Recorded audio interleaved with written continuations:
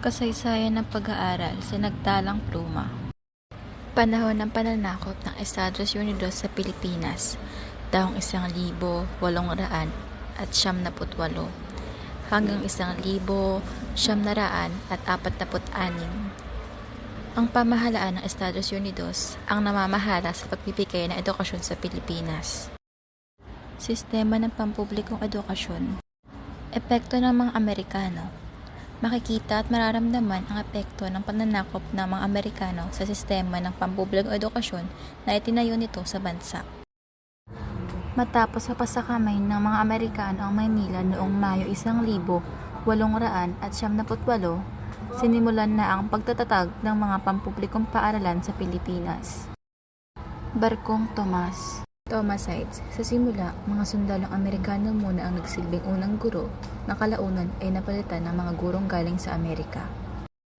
Ang pinakamalaking pangkat ng mga guro ay dumating sa Pilipinas noong 1901, lulan ng Barkong Tomas.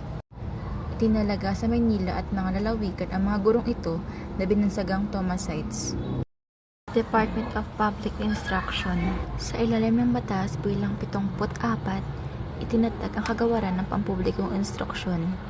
Sa pamamagitan din ng batas na ito ay nabigyang daan ang pagkakaroon sa bansa ng mga normal school at trade school tulad ng Philippine Normal School or University at ang Philippine School of Arts and Trades na kilala ngayon bilang Technological University of the Philippines.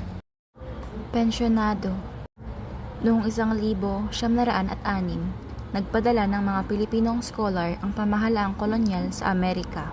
Tinawag silang mga pensyonado dahil tinutustusan ng pamahalaan ang kanilang pag-aaral.